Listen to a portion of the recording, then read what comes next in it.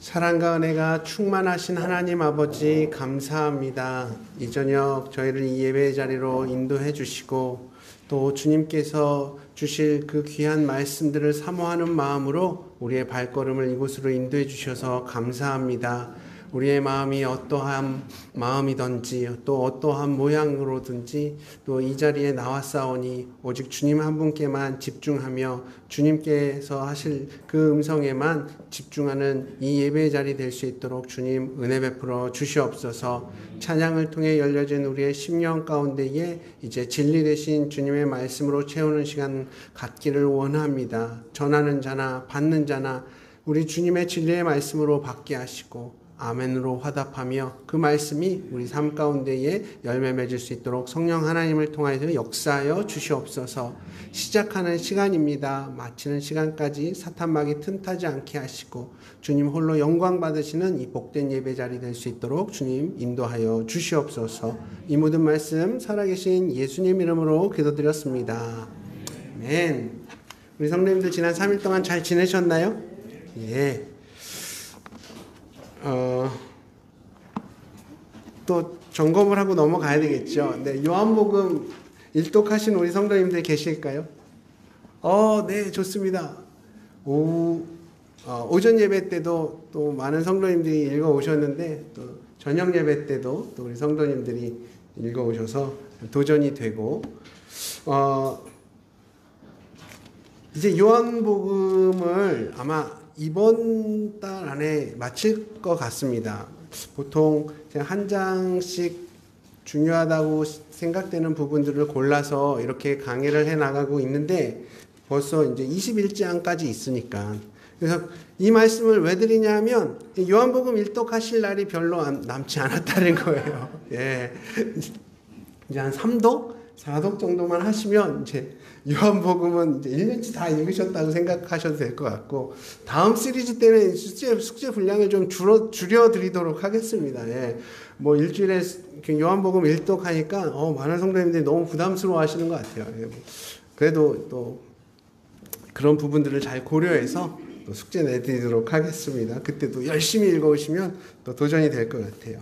오늘 함께 나눌 하나님의 말씀 요한복음 18장 12절에서 18절 말씀입니다. 요한복음 18장 12절에서 18절 말씀입니다.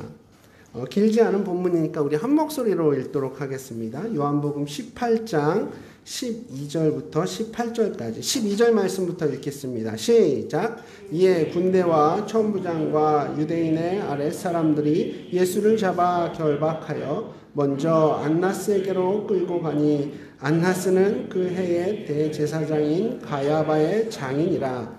가야바는 유대인들에게 한 사람이 백성을 위하여 죽는 것이 유익하다고 권고하던 자더라. 시몬 베드로와 또 다른 제자 한 사람이 예수를 따르니 이 제자는 대제사장과 아는 사람이라. 예수와 함께 대제사장의 집들에 들어가고 베드로는 문 밖에 서 있는지라.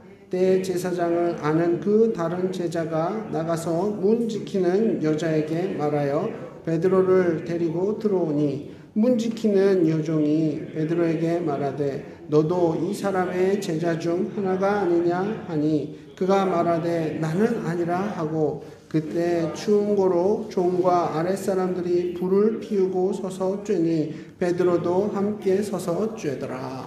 아멘. 이 세상을 살아가면서 여러분은 가장 마음이 힘들 때, 가장 화가 날 때가 언제신가요? 화가 나는 이유는 사람들마다 다 다를 수 있겠지만 많은 사람들이 자신이 억울한 건 정말 견디기 힘들어합니다. 사실 내가 억울한 건 다 못 참아요.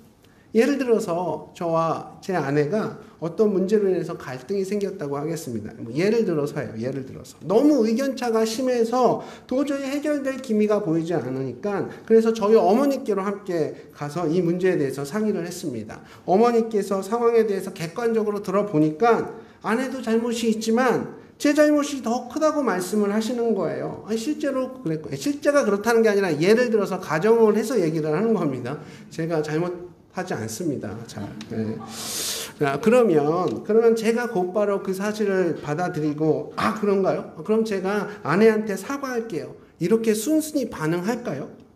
아마도 저는 제가 왜 그렇게 할 수밖에 없었는지 엄청 항변할 거예요. 그리고 제 잘못이 더 크다는 건 너무 억울하다고 말을 할 겁니다. 근데 제가 잘못한 일이니까 계속 항변해봐야 더 불리해지는 거예요. 그러니까 마지막에는 이렇게 말하겠죠. 제가 더 잘못한 건 맞지만 아내도 잘못한 게 있으니까 전 아내한테 그만큼은 또 사과 받아내야겠습니다. 참 찌질하죠. 근데 이게 우리 주변에서 보게 되는 대부분 싸움의 패턴이 이래요. 억울한 것만큼 우리를 속상하게 하는 건 없는 것 같습니다. 특히 다른 사람의 억울함은 별 문제가 되지 않지만 나의 억울함은 너무 큰 문제가 되죠. 다른 사람의 큰 억울함은 금방 잊혀지지만 나의 작은 억울함은 나를 밤새 잠 못 이루게 하고 끊임없이 내 마음 가운데에 화가 치밀어 오르게 만듭니다. 자, 그럼 성경에서 가장 억울한 사람이 있다면 여러분 누가 생각나시나요? 오전 예배 때는 욥도 나오고 그러던데 도마도 나오고, 도마도 진짜 억울할 것 같아요. 아니, 그 도마의 삶을 쭉 보면 사실 그 전승에 의하면 인도까지 가서 순교당했던 정말 복음에 확신이 있던 사람이었거든요. 그런데 마지막에 한번 말 잘못해가지고 의심 많은 도마로 지금까지 우리에게 기억되고 있잖아요. 예. 누가 생각나시나요? 저는 요셉을 생각했습니다. 요셉은 형들에 의해서 억울하게 노예로 팔려갔습니다. 그리고 보디발의 집에서도 억울하게 강간미수 혐의로 감옥에 갇히게 되었어요. 그러나 요셉은 하나님 앞에서 언제나 신실했었고 상황이 아닌 하나님의 뜻에 늘 집중했기 때문에 때가 되니까 하나님께서 요셉을 감옥에서 나오게 하셨고 애굽의 총리가 되게 하셨습니다. 사실 감옥은 요셉의 억울함의 공간이 아니라 하나님의 뜻을 이루는 통로가 되었던 거예요. 그러나 요셉보다 더 억울한 사람이 있다면 그분은 바로 우리 예수님 아닐까요? 예수님은 사람의 모습으로 이 땅 가운데 오신 유일한 하나님의 아들이셨습니다. 죄가 없으신 그분이었지만 이 세상은 예수님을 하나님의 아들로 인정하지 않았죠. 예수님은 하나님의 말씀과 받은 사명 앞에 적당하게 타협하면서 그냥 편한 삶을 살아가신 것이 아니라 하나님의 뜻을 온전히 이루고 그 뜻 가운데 사셨기 때문에 결국 억울하게 죄수가 되었고 억울한 재판을 받으셨고 결국 십자가에 못 박혀 돌아가셨잖아요. 그래서 우리 믿는 사람들은 종종 억울한 누명을 쓸 때마다 누구를 깊이 생각해야 하겠습니까? 바로 우리 예수님을 생각해야 합니다. 내 상황이 아니라 하나님의 뜻에 늘 집중해야 하는 거죠. 오늘 본문은 예수님께서 제자들과 함께 마지막 저녁 식사를 마치시고 기드론 시내 건너편, 그러니까 기드론 골짜기 건너편으로 가셨는데 그곳이 다른 복음서에서 말하고 있는 겟세마네 동산입니다. 그곳에서 땀이 피가 되도록까지 기도하셨던 예수님은 가룟 유다가 데리고 온 로마 군병들에게 붙잡히셨고 그 후에 이어지는 내용들이 오늘 본문의 내용이에요. 이것을 가지고 몇 가지 교훈들을 여러분들과 함께 나누기를 원하는데요. 자, 오늘 본문 12절부터 14절 말씀을 다시 한번 읽겠습니다. 시작.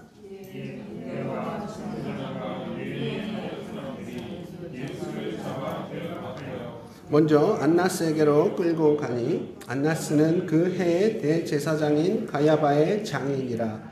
가야바는 유대인들에게 한 사람이 백성을 위하여 죽는 것이 유익하다고 권하던 자로다. 아멘. 자, 오늘 본문을 보면 로마 군병들이 예수님을 처음 잡아간 곳은 로마군 주둔지가 아니라 안나스의 집이었다는 걸 알 수 있습니다. 이걸 보면 예수님을 체포하는 데 가장 실질적이고 또 주동적인 역할을 했던 사람이 바로 안나스였다는 거예요. 그럼 안나스가 누구냐? 전직 대제사장이었고 현직 대제사장의 장인 가야바의 장인이었습니다. 그러니까 쉽게 얘기해서 유대 권력의 가장 핵심적인 인물이었던 거죠. 그 당시 백성들 사이에서 대제사장 하면 하나님 바로 밑에 있는 사람이 대제사장이라고 생각을 했고 또 당연히 하나님과 가까운 사람이라고 사람들이 인정을 했었죠. 그러나 안나스의 실상은 하나님께 가장 가까운 사람이 아니라 권력과 돈에 가장 가까운 사람이었고 하나님의 종이 아니라 사단의 종이었습니다. 그 당시 이스라엘 땅에서 예수님의 인기는 엄청났거든요. 며칠 전에 예수님이 나귀를 타고 예루살렘 성에 입성하실 때도 수많은 사람들이 승리의 상징인 이 종려나무 가지를 흔들면서 호산나 호산나 다윗의 자손으로 오시는 이여, 다윗의 자손으로 오시는 이여 이렇게 외치기도 했는데, 다윗의 자손으로 오셨다는 게 바로 자신들의 왕으로 오셨다는 겁니다. 특히 예수님께서 죽은 나사로를 살린 그 표적 이후로 더 많은 사람들이 예수님을 믿게 되었죠. 대부분의 사람들은 예수님이 하나님의 아들인지 천사인지 선지자인지는 정확하게는 알 수 없었지만 분명히 하나님께서 보내신 분이라는 것은 확실하다고 생각했던 거예요. 그렇게 예수님이 진짜 메시아라면 틀림없이 하나님의 메시지를 선포할 것이고, 그 말씀 안에 생명이 있고 구원이 있고 그 가운데 살 길이 있을 거라고 많은 사람들이 믿었던 겁니다. 로마의 압제로부터 이스라엘을 구원하고 자신들의 왕이 되실, 바로 구약에서부터 약속된 그 메시아가 바로 예수님이라고 생각했던 거예요. 반면에 예수님에 대해서 다르게 생각하는 무리들도 있었죠. 그 무리들의 우두머리가 바로 안나스, 그리고 그의 사위 가야바 및 유대 지도자들이었습니다.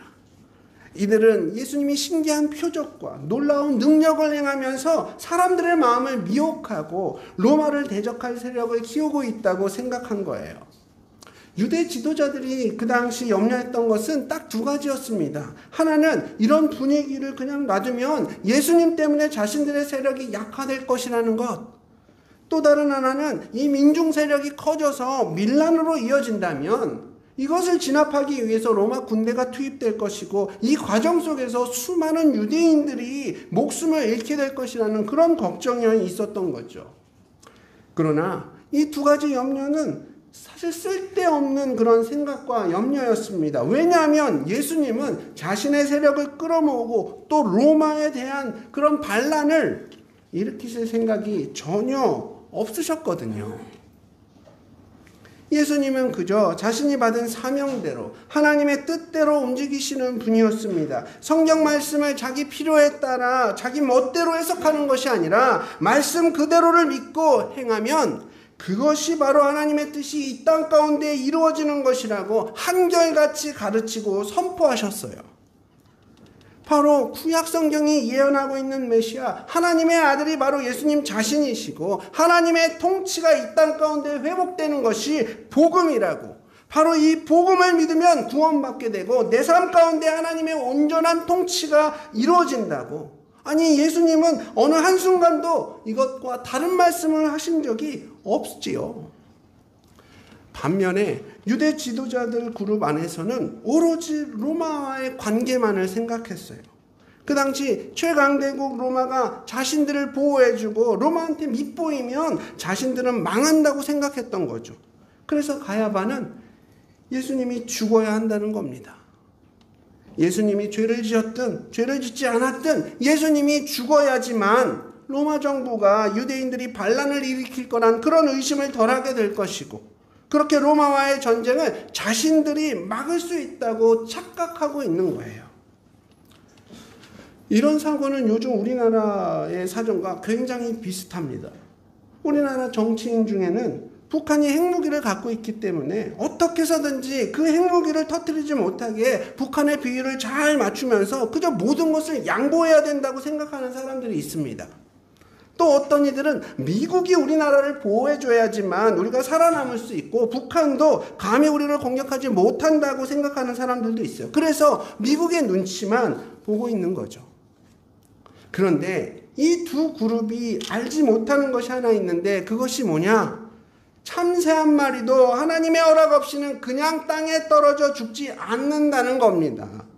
북한이 핵으로 우리를 위협하고 공격할 거란 이런 악질한 생각이요? 얼마든지 우리는 할 수 있죠. 하지만 하나님이 허락을 하셔야 그 핵 공격은 실제로 일어날 수가 있는 거예요.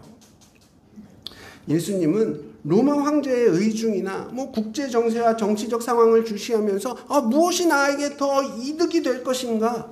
이런 계산들보다는 오직 하나님의 말씀만 생각하고 그 말씀을 신뢰하면서 앞으로 나아가셨습니다.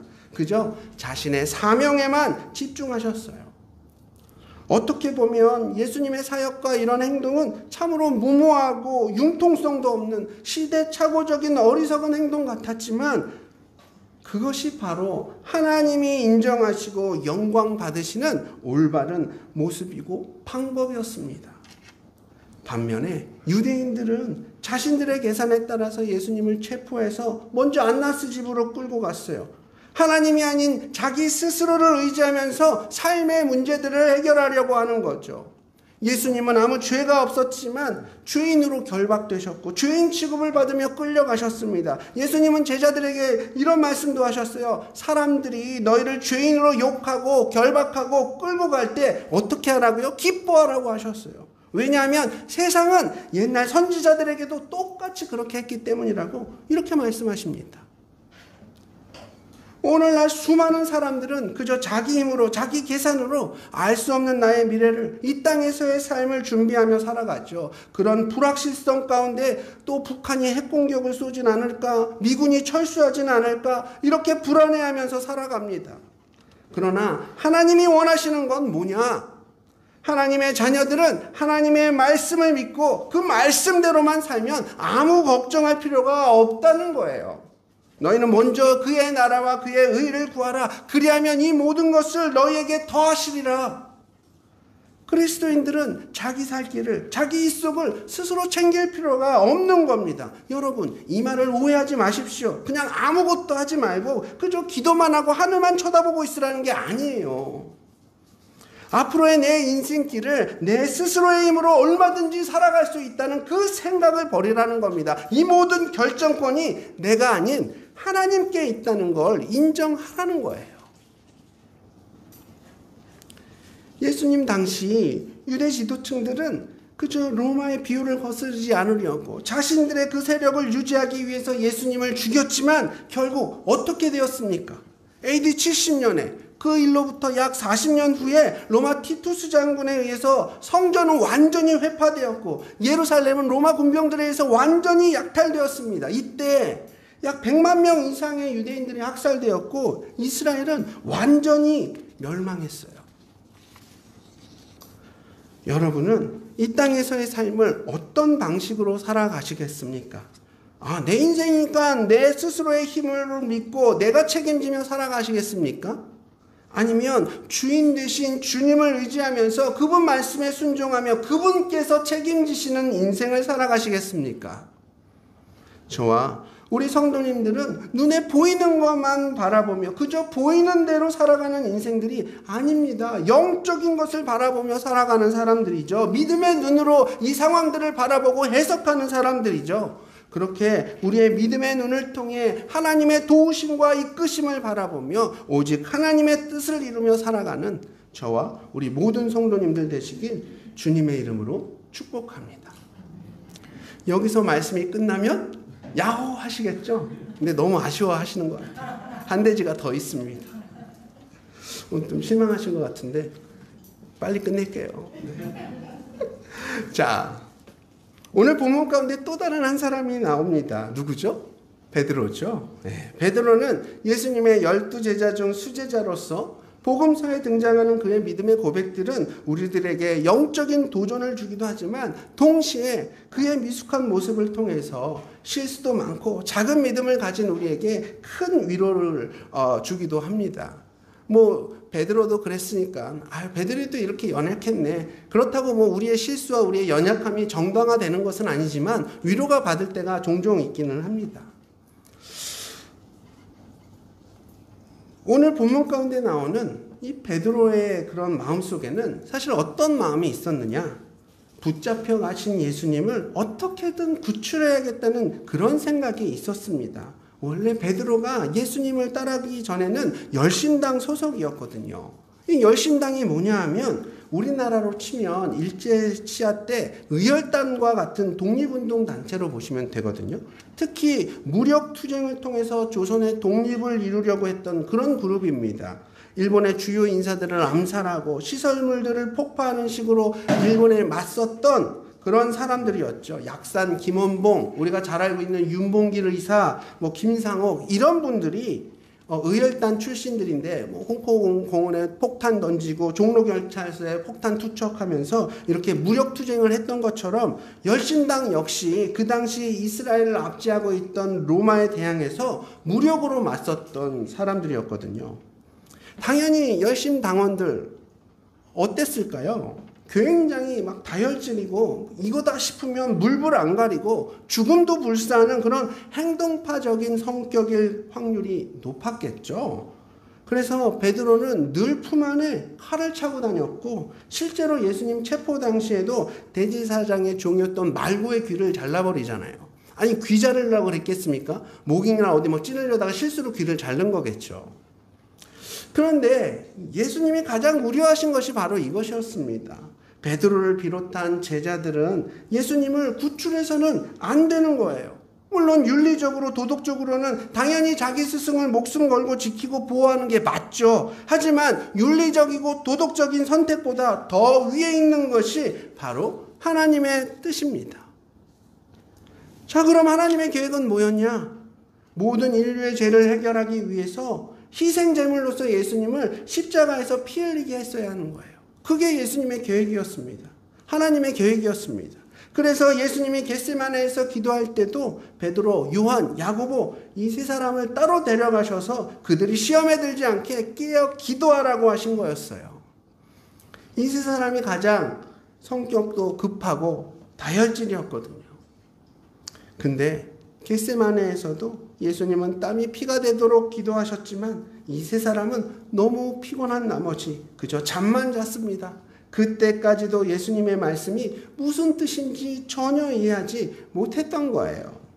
얼마 전에도 예수님이 제자들에게 당신 자신은 예루살렘에 가서 대제사장들과 서기관들과 유대 장로들에게 붙들려서 수치를 당하고 죽임을 당한 후에 사흘 만에 다시 살아날 것이라고 이런 말씀을 하셨을 때도 베드로는 어떻게 반응했죠? 에이 선생님 절대로 그런 약한 말씀 하시지 마십시오. 제가 그런 일 절대로 생기지 않도록 보호해드리겠습니다. 막 이러면서 예수님의 그 십자가 죽음을 반대했었는데 그런 베드로를 향해서 예수님이 뭐라고 하셨냐면 사탄아 내 뒤로 물러가라 이렇게 베드로를 책망하셨잖아요. 그리고 예수님이 잡히시던 그날 저녁에는 제자들이 예수님을 떠나 도망쳐서 살아남는 것이 바로 하나님의 뜻이었습니다. 구약 성경에도 내가 목자를 치니 양들이 흩어지리라고 이렇게 예언하지 않았습니까? 그럼에도 베드로와 또 다른 제자는 몰래 예수님의 뒤를 따라서 안나스의 집들까지 들어온 거예요. 일단 베드로 말고 또 다른 제자가 그 대제사장과 친분이 있었기 때문에 베드로는 안나스의 집들 앞까지는 들어오는데 성공했습니다. 이제 예수님을 구출하고 같이 도망만 치면 되는 거였어요. 그런데 문을 지키는 그 여종의 베드로를 보더니 그 얼굴을 알아본 겁니다. 당신은 예수의 제자 중 한 명 아닌가요? 이렇게 외친 거였죠. 그랬더니 베드로가 깜짝 놀라서 나는 예수의 제자 아니라고 이렇게 예수님을 한번 부인합니다. 그랬더니 그때 닭이 꼬끼요 우는 거예요. 한번 우는 거예요. 여종 하나가 자기 얼굴을 알아보니까는 이 예상치 못한 상황 속에 베드로는 더 긴장을 했겠죠. 그래도 그 자리를 여전히 떠나지 않았고 그곳에 모여있던 사람들이 그 불을 모여서 모닥불을 쬐고 있었는데 그때 또 한 사람이 그 불 곁으로 오는 거예요. 그 사람이 누구였냐? 베드로한테 귀를 베었던 그 말고의 친척이었던 겁니다. 그 사람이 베드로를 알아보면서 너 예수의 제자 아니냐고 또 따지기 시작한 거예요. 그 순간 베드로는 막 흥분하면서 무슨 소리를 하냐고 나는 예수의 제자 아니라고 그 사람이랑 나랑 아무 상관없다고 그랬더니 이번에는 베드로의 말투를 들었던 주변 사람들이 저 사람 예수의 제자 맞는 것 같다고 말투가 완전 갈릴리 말투라고 갈릴리 사람 분명하다고 아니 이스라엘도 우리나라처럼 지역마다 이렇게 사투리가 있고 억양이 다 달랐나 봐요.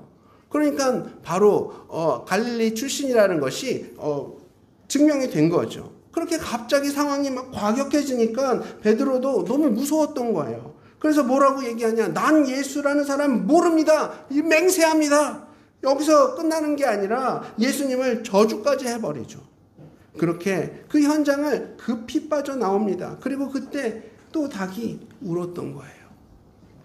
그 닭 울음소리에 베드로는 주님께서 하셨던 말씀, 닭이 2번 울기 전에 네가 3번 나를 부인하리라 고 하신 그 말씀이 생각이 났고 밖으로 나가서 심히 통곡합니다.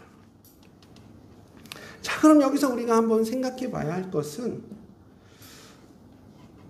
베드로가 사람들 앞에서 우리 주님을 부인했으니까 그때부터 예수님과 베드로의 관계가 끊어졌고 베드로의 그 믿음은 아예 없었던 것이 되었을까요?